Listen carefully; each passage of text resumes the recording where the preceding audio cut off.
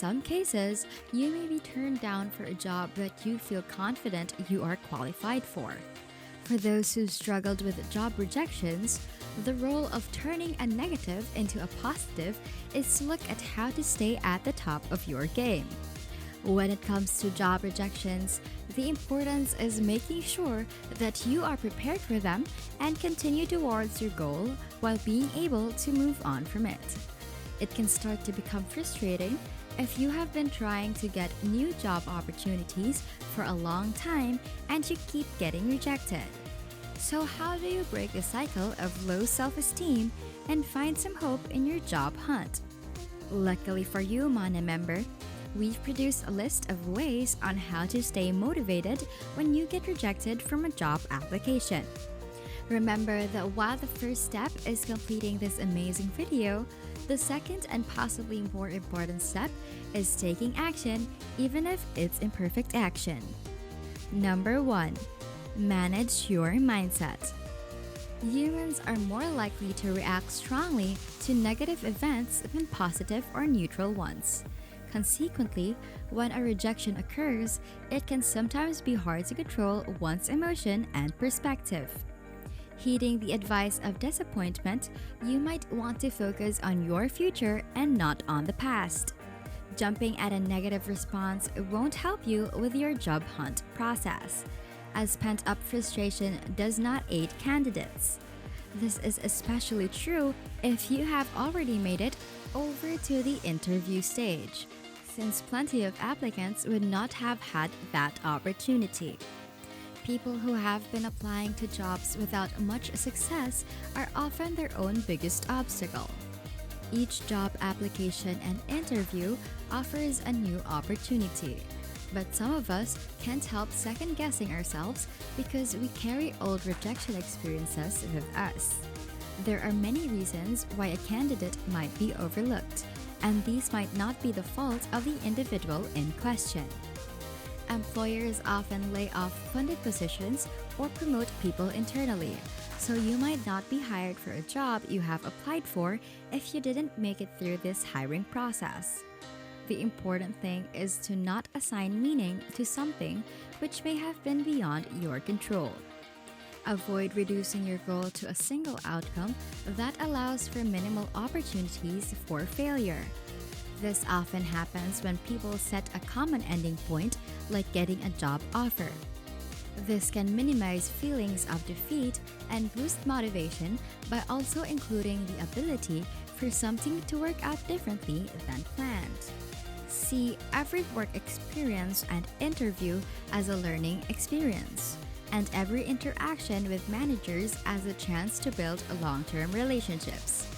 With the worst that can happen being nothing at all, it is easy to see the very big upside of meeting new people who might share your interests. Number 2. Don't take job rejections personally. Rejection will unfortunately happen during the process of applying for roles, whether it's your first attempt or you've been rejected before.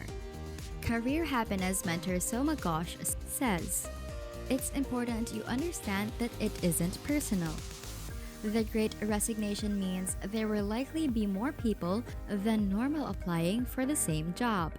You need to make sure you stand out from the competition. Missing out on a promotion could hinge on 1 year alone in your experience. Rest assured that you can bounce back from a rejection. Don't sink too deep into imagining what the circumstances were and how it could have gone better. So rest assured it's unlikely the hiring manager voted against you because of some specific reason. The greater likelihood is that another candidate's experience or personality appealed more to the hiring manager. A job rejection doesn't signify judgment of you personally. In the competitive world of work, employers need to make a decision typically based on the candidate they believe is best suited for the job. Number 3. Focus on your strength. Never stop believing in your strengths, skills, and experience because they provide a competitive edge.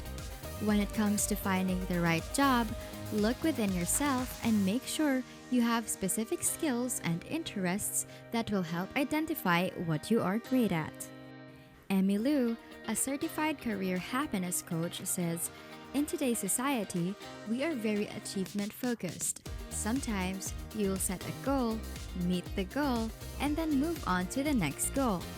It's considered a mile marker that is constantly moving forward.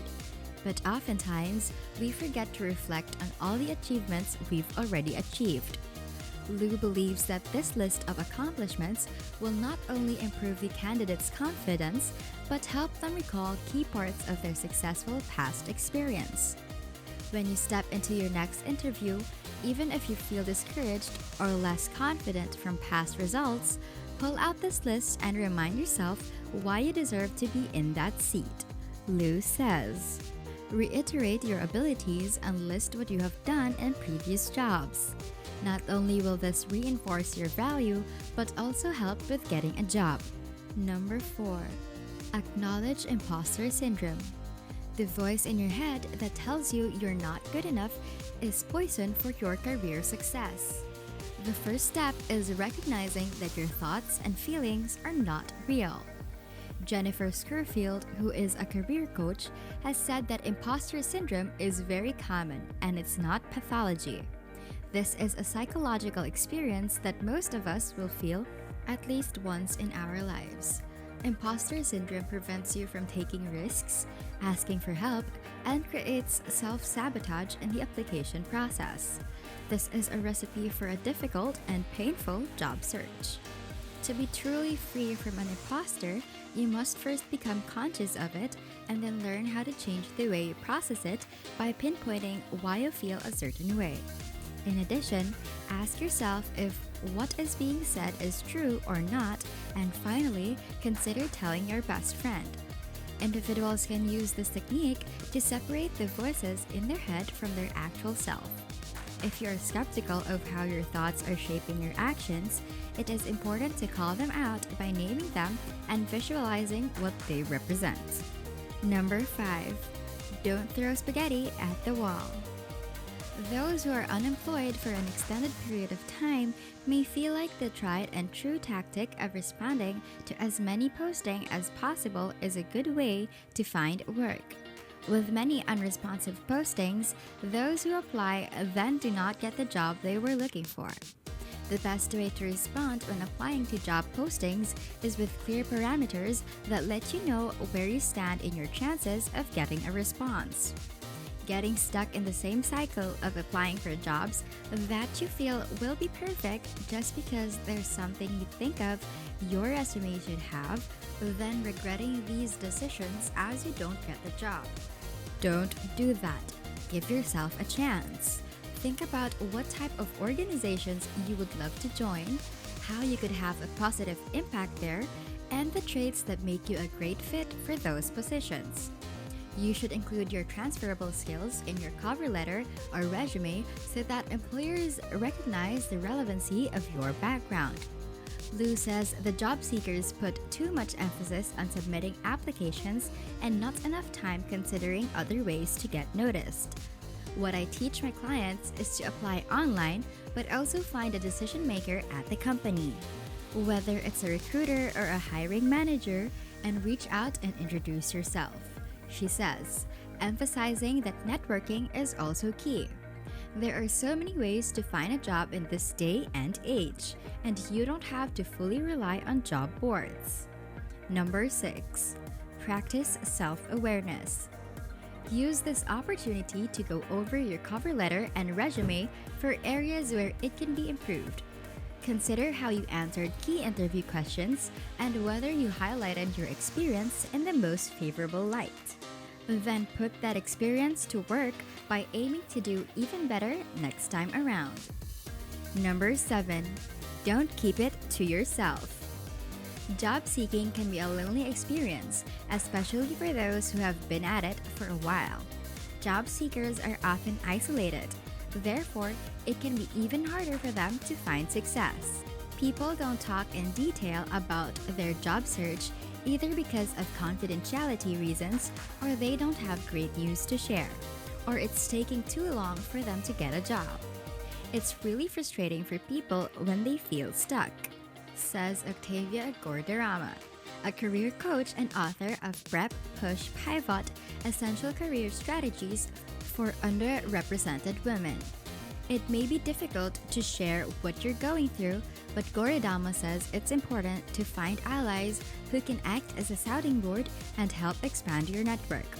She says if people know what you're looking for or what you're interested in or what you're trying to figure out, there is a greater chance that they might know of somebody or see something that can help you.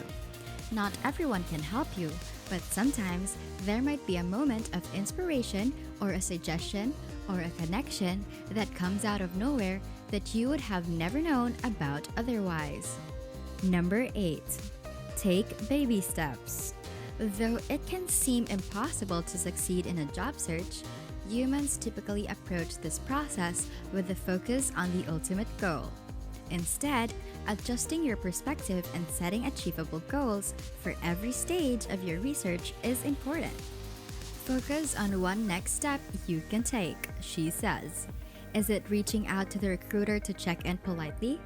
Is it checking the lists I have set up to see if there's an opportunity that aligns with the roles that I'm looking for? Is it getting some feedback on the latest revisions I made to my resume? Is it setting up a virtual coffee with a manager I had a couple of roles ago to catch up and get their perspective on what's happened in the industry? Is it reading a book that may be able to help me? Is it listening to a podcast of someone I admire in my field that might give me more motivation? Goridama understands that it's important for job seekers to acknowledge the small steps they are taking and celebrate the small accomplishments that contribute to their big goal. Number 9. Reevaluate your strategy. With the job market as difficult as it is, many people don't know where to begin with their search for their dream job. Potential applicants need to understand that, in a hot employment market, those who are looking for work for a prolonged period are most likely making one of these 3 common mistakes: waiting too long to apply, not reading the full job description, or submitting the same or similar materials repeatedly. It's probably your resume, your interview style, or how you talk about your past boss, he says. The great thing is, all of those are super fixable.